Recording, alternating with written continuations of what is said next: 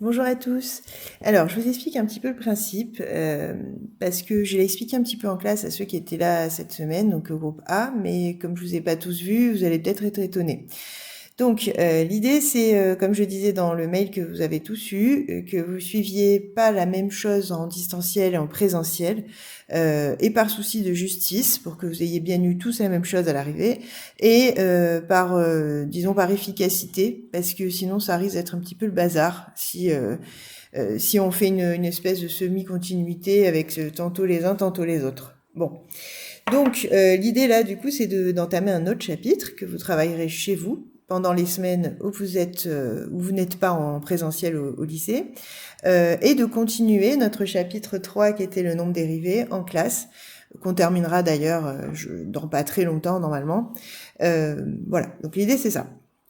Et donc, pour que chacun s'y retrouve à distance, ce que je vais faire, c'est que je vais mettre à disposition, je vais vous envoyer tout ça, hein, enfin quand vous m'entendrez d'ailleurs, vous l'aurez déjà reçu, mettre à disposition, votre disposition les documents. Certains auront la version imprimée parce que je les aurai vus, certains non, vous l'imprimez dans ce cas. Et en fait, là, je vais sous forme de tuto vidéo, disons, remplir avec vous le cours et vous expliquer au maximum comme j'aurais fait en classe. Voilà. L'avantage, c'est que pour ceux pour qui je vais peut-être un peu trop lentement parfois en classe, ben là, vous pourrez avancer un petit peu plus vite si vous avez déjà compris et que je suis en train de réexpliquer, par exemple. Contrairement, enfin, et à contrario, pardon, ceux pour qui je vais un peu trop vite, là, vous pourrez arrêter la vidéo, la reculer, etc. Enfin voilà, finalement, c'est un peu consumériste, hein, parce que c'est vous qui allez qui allez décider finalement de la vitesse et de ce que vous voulez regarder. Mais au moins, ça devrait convenir à peu près à tout le monde. La seule différence, c'est que là, évidemment, j'aurai pas les questions pour alimenter les explications et le cours. Mais vous n'hésiterez pas, bien sûr, soit par mail, soit par pronote, enfin il y a plein de façons, soit en classe quand vous serez là devant moi, à poser des questions si besoin, bien entendu. Alors, donc ce qu'on va commencer, le chapitre 4, on reprend en fait le second degré, donc ce qui a été vu dans le tout premier chapitre qu'on avait fait, et on va continuer puisque je vous avais dit justement que en gros on avait découvert comment factoriser, mais dans certains cas, hein, rappelez-vous, il y a quand même des conditions, on n'arrivait pas forcément à factoriser toutes les fonctions du second degré. On avait vu aussi des techniques pour trouver les racines, les solutions de l'équation égale à zéro. Là aussi, ça marchait pas forcément dans tous les cas, mais on avait découvert des choses. Voilà, puis ça avait été l'occasion de voir un certain nombre de méthodes algébriques. Là, on va aller encore plus loin, c'est-à-dire que l'idée à la fin de ce chapitre, c'est de vraiment savoir résoudre n'importe quelle équation du second degré, n'importe laquelle. Vous saurez le faire.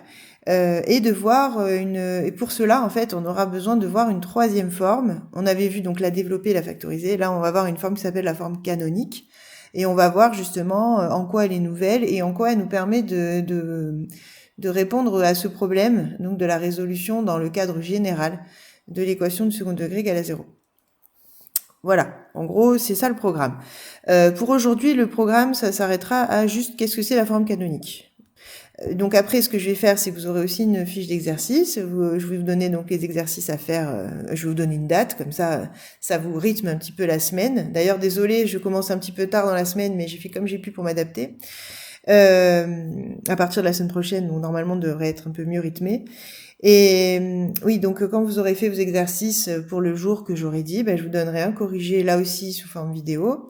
Et je vous donnerai la suite du cours et vous aurez les autres exercices à faire, etc. C'est-à-dire qu'on essaie vraiment de garder le rythme qu'on peut avoir en présentiel. Voilà, bon, allons-y. Donc, pardon, j'ai bougé la page, je reviens. Voilà, ah oui, bien sûr, vous remplissez au fur et à mesure, hein, je ne l'ai pas dit, mais bon, enfin, ça me paraît évident comme en classe, en fait. Hein. Alors, donc qu'est-ce que ça va être la forme canonique? Alors pour comprendre un petit peu ce que c'est, je vais partir d'un exemple, comme j'aurais fait en classe, hein, c'est exactement le même cours que ce que je vous aurais proposé.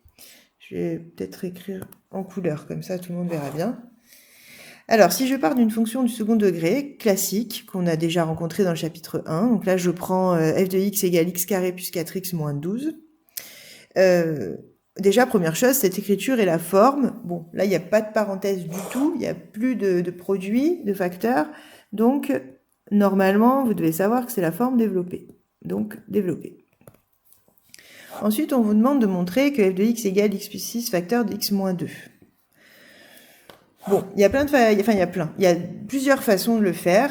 Moi, je vais le faire version seconde, hein, enfin, innocemment, normalement, on vous donne ça. Bon, en général, l'idée que vous avez, c'est que vous prenez la forme qu'on vous a donnée, vous la développez, et vous essayez de montrer que ça fait bien la même chose que la forme de départ, donc la forme développée. Donc là, si je développe avec la double distributivité, ça me fait ça. Et donc, si je réduis, ça fait bien x au carré plus 4x moins 12. Donc, c'est bien égal à f de x. Voilà. Comment s'appelle cette forme? Bon, je vais peut-être pas l'écrire là d'ailleurs. Donc, cette forme-là, comme ce sont justement deux facteurs qui se multiplient, c'est ce qu'on appelle la forme factorisée. On en avait parlé justement longuement dans le chapitre 1. Donc là, je l'ai fait version seconde, parce que comme on me donne le résultat, j'ai pas besoin de technique de première, finalement. Je développe et je montre que c'est le bon. Maintenant, pour la toute dernière question, là, comment aurait-on pu la déterminer? C'est-à-dire, sous-entendu, si on ne vous la donnait pas. Donc là, j'en reviens à des techniques qu'on a vues dans le premier chapitre. Donc là, on va l'appeler, disons, méthode 2. Voilà. Admettons que ce soit la méthode 1. Donc, d'une autre manière, j'aurais pu chercher, rappelez-vous, chercher une racine, entre guillemets, évidente. Et en fait, on se rend compte que 2 fonctionne. C'est-à-dire que là, on peut dire f de 2 égale à 0. Je vous laisse faire le calcul, hein, vous verrez que ça fonctionne. Donc, 2 est une racine. Et après, rappelez-vous, pour la deuxième racine, soit on résolvait... en fait, on essayait de factoriser, il y avait un petit d là à trouver. Soit on utilisait la somme ou le produit des racines.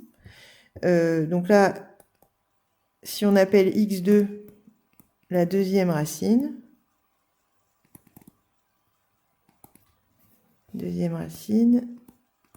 alors j'ai x1 fois x2, c'est-à-dire ici donc 2 fois x2, qui doit être égal à c sur a, vous vous souvenez?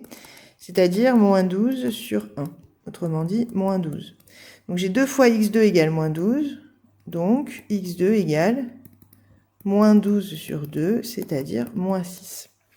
Et avec ça, quand j'ai mes deux racines, donc je sais que 2 et moins 6 sont racines, je peux en déduire directement.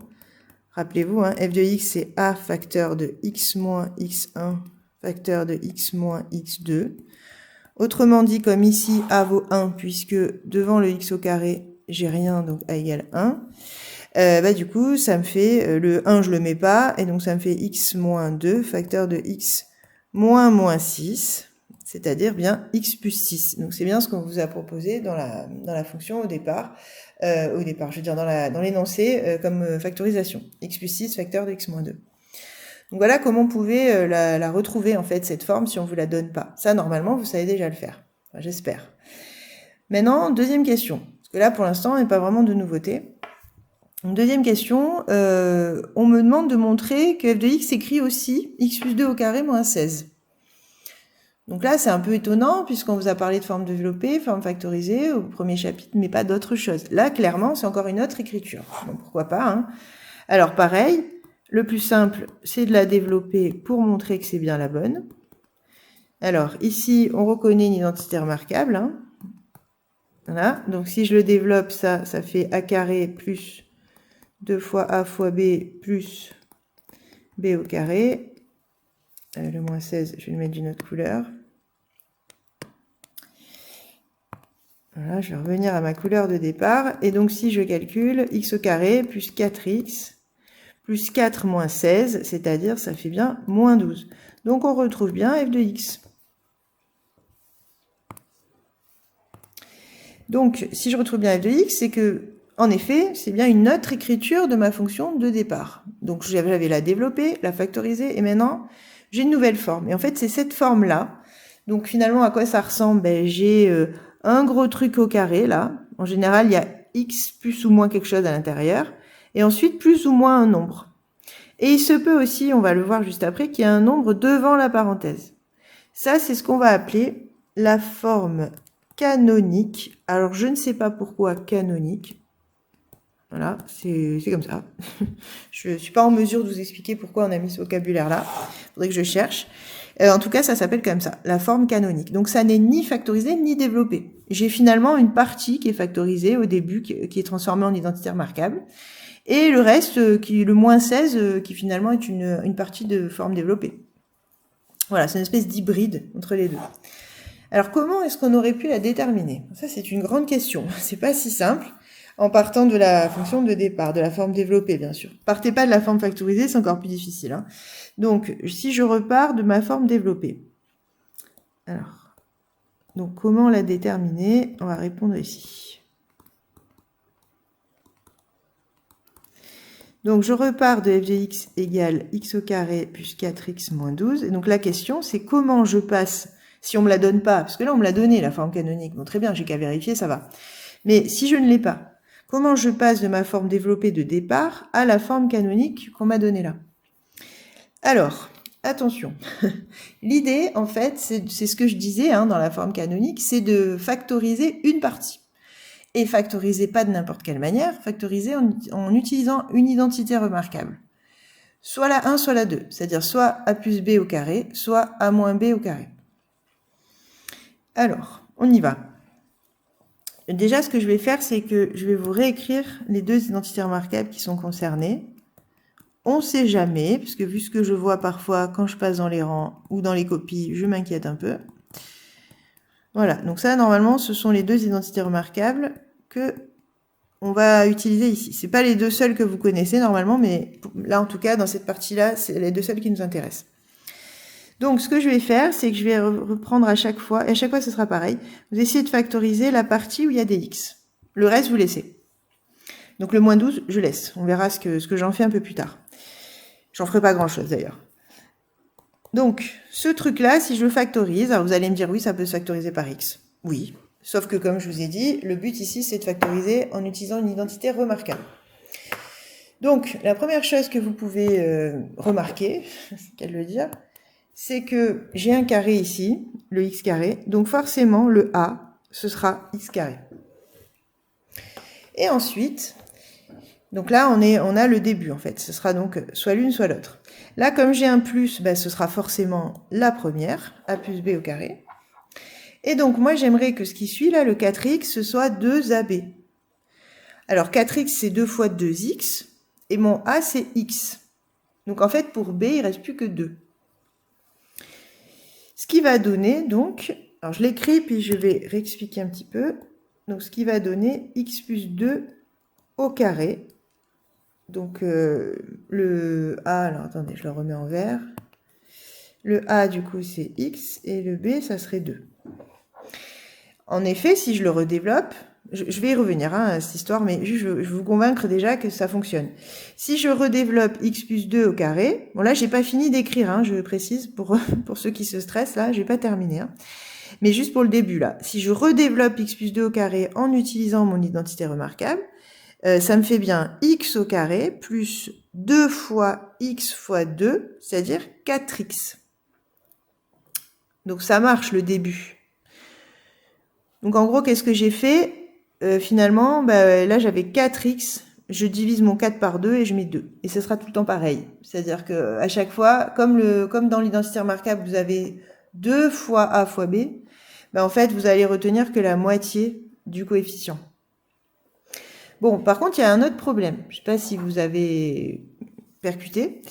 C'est que quand je développe vraiment, ça me fait x au carré plus 2 fois x fois 2. Bon, ok, je retrouve mon 4x. Mais normalement, il y a aussi le b carré dans le développement. J'ai aussi le plus 2 au carré. Et donc celui-là, il me gêne parce que moi, je voudrais que ça soit égal à ce que j'avais au départ. Et donc, je suis pas censée avoir ce plus 4. Donc, ce que je vais faire tout simplement, c'est que je vais l'enlever. Voilà, il me gêne. Donc, en fait, je vais dire, tout ce que j'avais encadré là en bleu, c'est égal à tout ça. Puisque quand je développe ici, là, j'ai x carré plus 4x plus 4. Sauf que comme mon plus 4, il me gêne, je fais moins 4. Là, je l'ai écrit 2 au carré, mais c'est bien 4. Et on n'oublie pas le moins 12 qui traîne là, mais qui est utile, hein, on peut pas l'enlever. Voilà. Donc, vous voyez, j'ai vraiment pris la partie avec les x, et c'est celle-là que j'ai essayé d'écrire en utilisant l'identité remarquable. On va faire d'autres exemples après, hein. Donc, si je termine mon calcul, bon, après, c'est pas très dur. Il faut bien entendu garder cette forme-là, puisque vous avez vu que c'est ce qu'on vous propose dans la forme canonique, hein. Il faut avoir justement une identité remarquable de la forme a plus b au carré. Et après, ben, je calcule, moins 2 au carré, c'est moins 4, moins 4, moins 12, ça fait moins 16. Donc, je retrouve bien ce qui était annoncé dans l'énoncé comme forme canonique. Voilà. Bon, on va faire d'autres exemples, parce que je pense que pour vous, c'est pas encore bien clair le calcul, mais c'est un problème de calcul. Après, quand vous aurez compris finalement que c'est assez similaire à chaque fois, ça devrait aller. Alors, qu'est-ce que je vais essayer je vais vous faire un autre exemple là à part qui est pas écrit dans le cours, et comme ça vous pourrez peut-être couper la vidéo et essayer tout seul les deux exemples qui sont en dessous. Alors, imaginons maintenant qu'on vous demande de trouver la forme canonique de x au carré moins 12x plus 1. Pourquoi pas? Donc, j'ai dit le plus 1, il n'a pas d'x, on s'en fiche, on s'intéresse à la partie avec les x. Et je vous ai dit, quand vous allez transformer ça en identité remarquable, votre a, ben, c'est ce qui est sous le carré à gauche, là, donc ici, ben, c'est forcément x, donc vous allez avoir x. Bon. Et après, il faut que ce truc-là, ça soit le 2ab. Donc le b, bon, on verra, mais en tout cas, le x, c'est déjà le a. Il faut que je prenne donc la moitié, en fait, parce que ça, c'est censé être le double de a fois b. Donc en gros, qu'est-ce que vous allez retenir? Ben là, j'avais un moins, donc dans mon identité remarquable, je prends celle avec un moins, donc ici, ce sera la deuxième, cette fois. Et au lieu de prendre 12x, le x, de toute façon, il est compté quand on multiplie par a. Donc, au lieu de prendre 12x, je vais prendre, c'est le 12 qui m'intéresse, et je prends la moitié. Tout à l'heure, on a fait pareil. J'avais plus 4x, j'ai gardé plus 2. Là, j'ai moins 12x, je garde moins 6. Je le mets au carré. Et ça, si je le redéveloppe, ça ferait normalement x au carré moins 2 fois 6 fois x, donc 12x. Donc super, je retrouve bien ce que je voulais. Mais normalement, j'ai un plus 36, un plus 6 au carré. Et il me gêne, parce que moi, je voulais juste x au carré moins 12x. Donc, j'enlève le 6 au carré. Comme ça, c'est bien égal à ce que j'avais encadré au-dessus. Et je n'oublie pas de remettre le 1. Et ça, faites attention parce que c'est une erreur que vous faites souvent. Vous focalisez tellement sur la partie un petit peu plus difficile que vous avez tendance à oublier ce qu'il faut rajouter. Voilà. Donc maintenant, si je termine mon calcul, ça ferait x moins 6 au carré, moins 36 plus 1, c'est-à-dire moins 35. Voilà la forme canonique de ce polynôme-là que j'ai pris, j'ai pris au hasard. Hein. Là, ça donnerait ça. Voilà. Donc là, je vous propose de couper, moi je vais continuer à parler, mais je vous propose de couper la vidéo et d'essayer les exemples tout seul. Et puis dès que, soit vraiment vous bloquez, soit dès que vous vous sentez prêt, bah, vous remettez la vidéo et vous écoutez la suite. Alors, donc justement, là on vous en donne deux autres où il faut trouver la forme canonique. Alors, on y va. Donc j'ai de x, toujours le même principe, je m'intéresse à la partie avec les x. Et j'ai dit...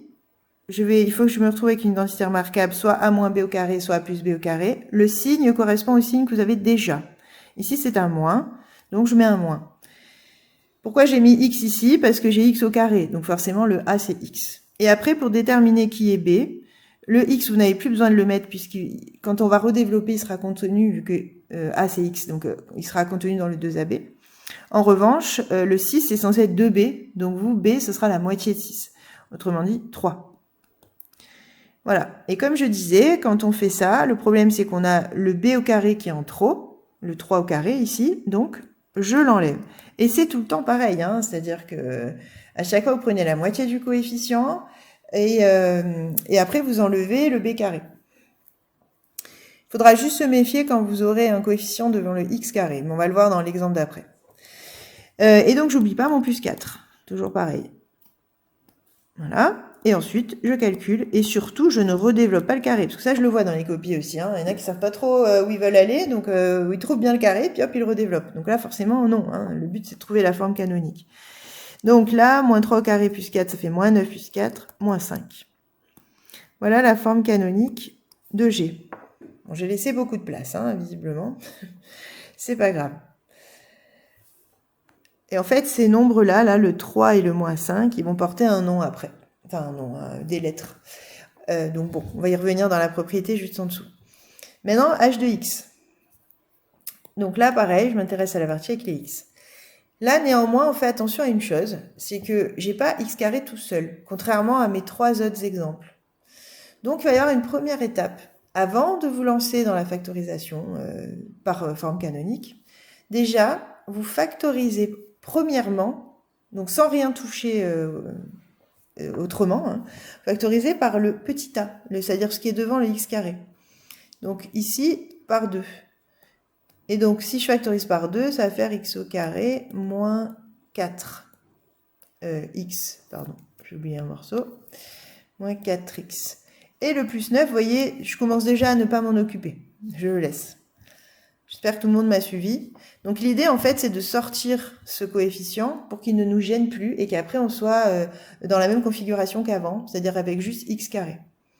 Sinon, c'est plus compliqué. Ça peut se faire, mais c'est vraiment plus compliqué. Je vous conseille pas. Je vous conseille vraiment de sortir le A, puis en plus de la forme canonique, en fait, il y a un moment, si vous l'avez pas fait au début, vous devrez le faire après et ce sera plus compliqué. Donc vraiment, faites-le direct. Donc là, déjà, ça commence à ressembler à la forme canonique, mais il faudrait que cette partie-là soit sous forme d'un carré comme une identité remarquable. Alors justement, maintenant, je m'intéresse du coup à cette partie et je vais l'écrire comme une identité remarquable. Donc, on a dit, je prends x. Vous avez bien compris que si vous suivez cette méthode-là, votre a, en fait, ce sera tout le temps x. Hein. Donc, bon, ça devrait bien se passer.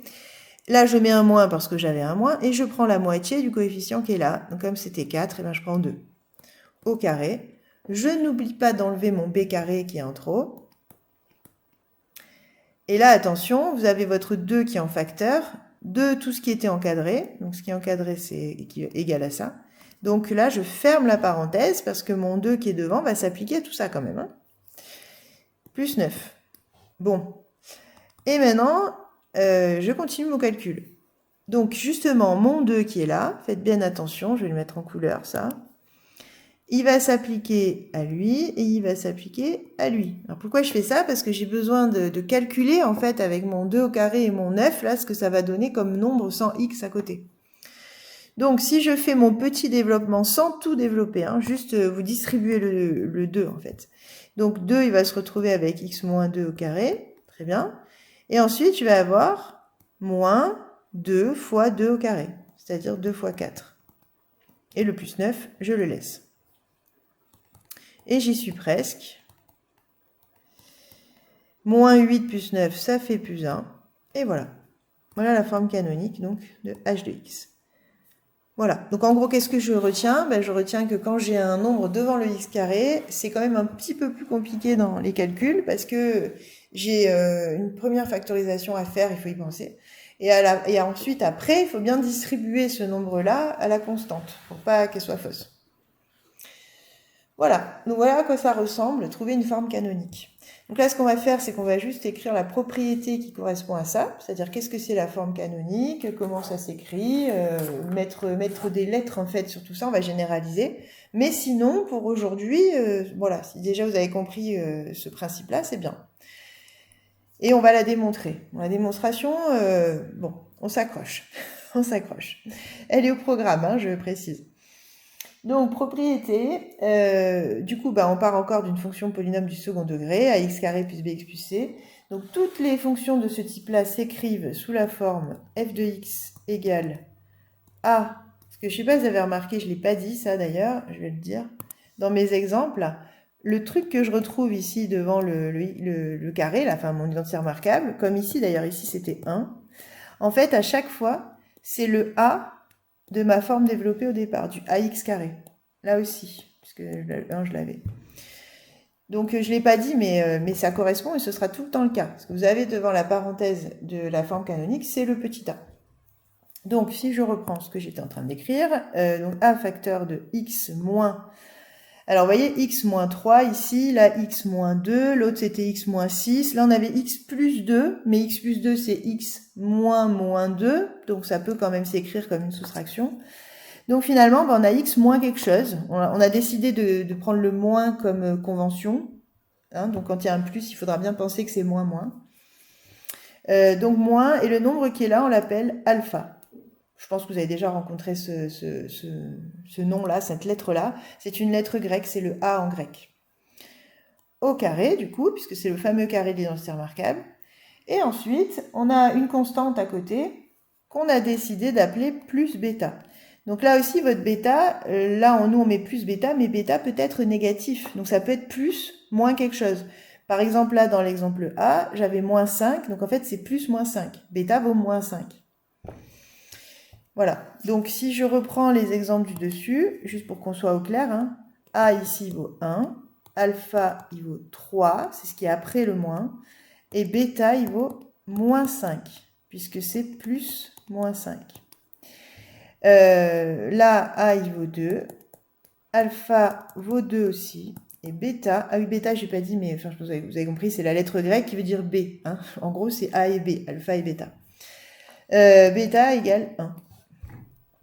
Voilà, donc normalement, quand vous écrivez sous forme canonique, à la fin, vous êtes en mesure de dire A vaut tant, bon, A on l'avait dès le départ, alpha vaut tant, bêta vaut tant. Parce que là, dans ce chapitre, on va voir qu'en fait, cette forme, cette nouvelle écriture, finalement, elle va nous servir d'intermédiaire pour après arriver à trouver les fameuses solutions généralisées de notre équation. Là. Mais ça reviendra dans une troisième partie sur le second degré, le alpha et le bêta, pour notamment les variations de la fonction. Donc vraiment, même si là, dans ce chapitre, après, on ne se sert pas tant que ça de la forme canonique, il faudra bien se souvenir de comment on la trouve, parce qu'elle va revenir. Bon, je termine ma propriété. Donc j'en étais, voilà, on a écrit l'écriture donc de la forme canonique.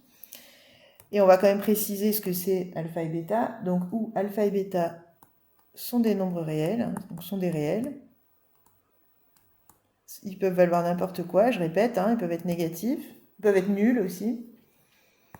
Et on va rajouter du vocabulaire. Cette forme est appelée la forme canonique de f. Donc maintenant, eh ben, il faudra que vous soyez capable de dire qui est la développée, qui est la factorisée, qui est la canonique, et de passer de l'une à l'autre sans trop de difficultés. Vous ne savez pas encore faire tous les cas, mais à la fin du chapitre, vous saurez faire ça. Donc les 3 cas, vous saurez passer de l'un à l'autre, si vous avez bien compris, sans aucun problème. Voilà, donc ça je le souligne. Et on va démontrer cette écriture. En fait, on va démontrer qu'elle existe tout le temps. Parce que sur les exemples que je vous ai faits, je pense que vous êtes à peu près convaincus. Mais pourquoi elle existe pour n'importe quel polynôme du second degré. Alors là, ne prenez pas peur, forcément il va y avoir des lettres de partout, puisqu'on est sur une forme généralisée. Hein. Donc il y a des A, des alpha, des bêta, des B, des C, un peu de partout. Alors justement, donc je pars de f de x égale ax carré plus bx plus c, et je veux en arriver à une écriture, donc forme canonique. Comme je sais que a est différent de 0, je peux... En fait, ce qu'on va faire, c'est exactement ce que j'ai fait sur les nombres, hein, mais on va le faire sur les lettres. C'est-à-dire que je vais m'intéresser à cette partie-là et je vais essayer de l'écrire à l'aide d'une identité remarquable. Bon, c'est sûr que la vue comme ça, c'est pas très beau. Mais on va faire avec. Alors, on avait dit, s'il y a quelque chose devant le x carré, déjà, première étape, on factorise par a. Donc là, justement, je peux le faire. Hein, ça va me faire x carré sur a. Pardon, pourquoi j'ai fait ça? Excusez-moi, n'importe quoi. Donc ça fait juste x carré, pardon, puisque justement il avait un a. Ici, ça fait b sur a, x, et le plus c tout seul, comme les autres fois avec les nombres. Et je peux le faire parce que a est différent de 0, bien sûr, parce que là, il y a un moment que je divise par a quand même. Hein. Ensuite, on avait dit, ce qui est à l'intérieur, avec mon x carré qui est bien là, j'essaie de l'écrire comme une identité remarquable. Donc on a dit, je prends x pour le début.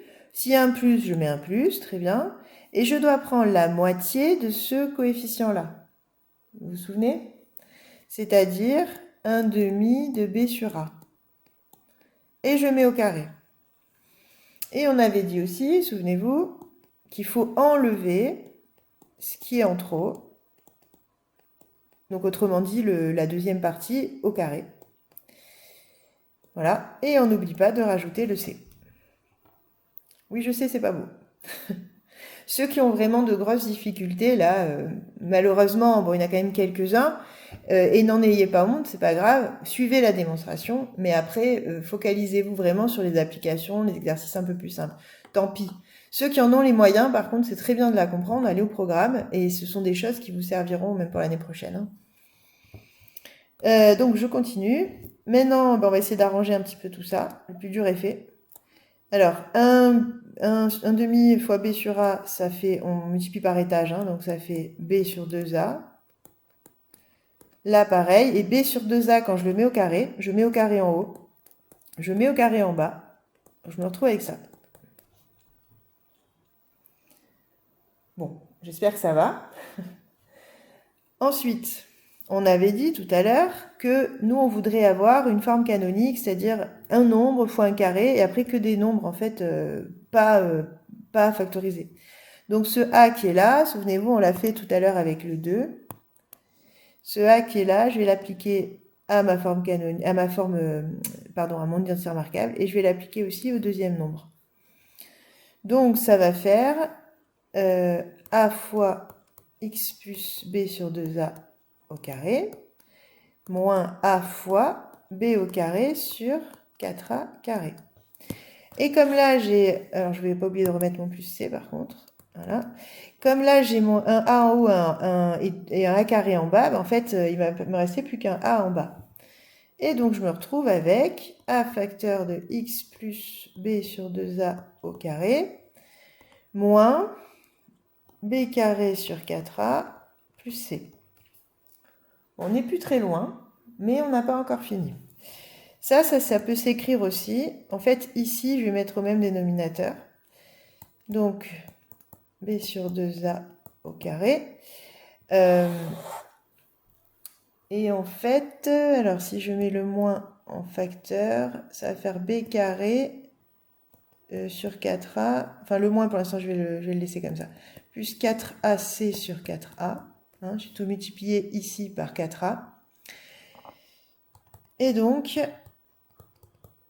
B sur 2A au carré, moins B carré moins 4AC sur 4A. Alors, attention à une chose, parce que je pense qu'en classe, j'aurais eu la question.